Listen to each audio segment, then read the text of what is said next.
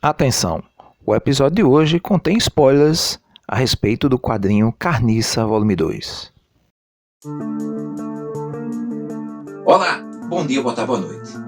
O amor, a gratidão, a solidariedade, a harmonia, a paz, são coisas que a gente gosta muito de falar sobre elas porque elas nos deixam alegres, nos motivam, nos inspiram a continuar seguindo em frente nessa jornada diária. Mas existem coisas que a gente não quer muito falar sobre elas porque elas nos fazem meio ficar para baixo. Algumas delas continuam batendo na porta, dizendo e lembrando para a gente que estão por ali. Algumas delas, inclusive, querem se enraizar em nossos corações e comprometer por completo o que há de melhor dentro da gente. Entre elas, a vingança. A vingança que não só está presente na nossa própria história, mas ela está presente, muitas vezes retratada, nas pinturas, na literatura, nos quadrinhos, no cinema ou até mesmo em séries de TV. E para falar sobre a vingança, eu escolhi o quadrinho Carniça, para mais ser preciso, Carniça Volume 2, A Tutela do Oculto, que é a continuação do Carniça, obviamente, Volume 1, que é escrito e desenhado por Chico. E se você não viu, teve um vídeo que eu gravei alguns dias atrás falando a respeito sobre o Volume 1, que eu comento a respeito da obra. E para você assistir, só basta você clicar no card aqui em cima que você fica por dentro desse comentário que eu fiz por lá. Mas, dando prosseguimento, vamos sem mais delongas ao episódio de hoje, que é O Rastro da Vingança em Carniça. E é uma grande sacada de Chico porque ele coloca para nós uma narrativa como da mesma forma que no volume 1 foram 3 linhas narrativas que se costuravam e se transformam numa grande história. Nesse agora não são 3, mas são 2. 2 que estão calcadas no presente e aí é uma muito perspicaz porque essa ideia de não linearidade da história nos faz lembrar muito grandes outros realizadores, como o caso do Quentin Tarantino, e aí fazendo até uma ponte entre Kill Bill, sendo uma protagonista mulher em busca de vingança, como também de um outro grande realizador que é o Stanley Kubrick, quando fez o filme Grande Golpe, também uma narrativa não linear, talvez uma das mais complexas e interessantes que eu já assisti. Mas voltando à trama de Carniça, como falei, são 2 linhas narrativas. E uma outra particularidade, ela sai do universo do realismo que estava presente no volume 1 para o fantástico, mais precisamente para o sobrenatural. Porque nessa a gente vai descobrir como Mazinha de Beata, uma mulher, como tantas outras, se transformou em Carniça. E essa resposta está no passado dela.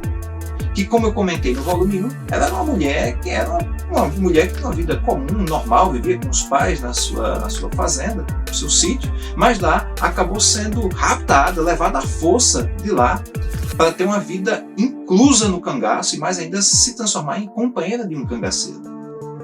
Nesse momento a gente tem algo muito interessante porque faz uma conexão muito histórica com outras mulheres que também foram vítimas desse tipo de violência, retiradas de suas casas e levadas para uma vida que não queria, mas que com a continuidade muitas vezes acabava criando uma relação meio de amor e ódio com aquela nova realidade. E nesse momento Chico traz para nós uma outra discussão interessantíssima, porque no presente nós vemos o grupo de agora, Mazinha de Beata, conhecido como Carniça, com as outras cangaceiras, inclusive a filha, levando justiça às mulheres. Mulheres que foram vítimas de agressões, de violência das mais variadas formas, em que elas agora são nada mais, nada menos do que os carrascos desses homens. Elas vão matar cada um deles da forma como puder, para fazer com que essas mulheres que foram injustiçadas, que seus gritos muitas vezes eram esquecidos, tenham nesse momento o toque da justiça em seus lares. E aí Chico traz para nós um grande debate a respeito de até que ponto a justiça e a vingança caminham lado a lado, mas também de como ela pode mudar por completo a nossa relação com a própria sociedade. Quando uma sociedade, como falei a princípio, tem órgãos que deveriam levar à justiça, mas não o fazem para todos. Outra grande virtude do quadrinho é mostrar para nós esse passado de Mazinha de Beata, quando ela se transforma em Carniça, quando ela é levada a nada mais nada menos ser colocada à própria sorte, quando descobre-se que até um caso, e com isso um caso amoroso que não é, obviamente, com o seu companheiro, e ela é deixada à própria sorte, agredida, amarrada, esperando se virar alimento dos urubus. Nisso acaba emergindo das águas uma figura sobrenatural, uma carranca. E essa carranca faz a grande proposta para Mazinha de Beata. que ela faça com que seu coração pulse a força motriz de sua vida, que agora deve ser ódio e desejo de vingança a todo e qualquer homem que em algum momento fez com que mulheres fossem penalizadas com a morte, com o sofrimento, com a dor, com a violência. Quando ela aceita esse pacto, as feridas se fecham, ela ganha força e vai a uma igreja. E lá um pacto maior é fechado, em que ela deixa de ser um ser humano normal, mas agora sim um espírito de vingança incontrolável, para trazer a justiça. E aí vem um outro grande debate que Chico traz para nós. A ideia de que muitas vezes a ideia da vingança, por mais que ela tenha a ideia da justiça, sendo sua fiel companheira, de como ela muitas vezes ou pode reduzir um pouco da nossa humanidade, ou destruir um pouco da nossa humanidade, da nossa alma.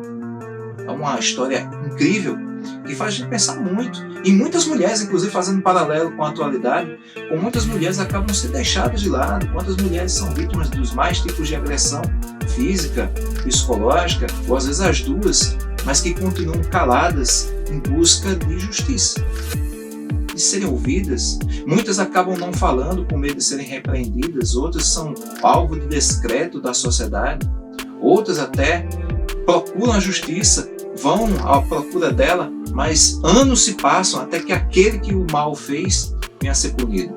Então, uma obra que traz vários olhares a respeito de até que ponto a justiça e vingança caminham lado a lado e como elas podem nos transformar de forma devastadora e às vezes irreversível a nossa própria vida, e como ela pode também corromper a nossa humanidade, mas acima de tudo, e como muitas vezes gritos sufocados, às vezes perdem a própria relação com a razão e encontram na vingança a única forma de continuarem vivos. Então, se vocês gostaram do vídeo, não deixem de curtir, comentar, compartilhar, e vida longa e próspera para todos, e que a justiça venha a ser plena para todos aqueles que clamam por ela. Tchau, pessoal.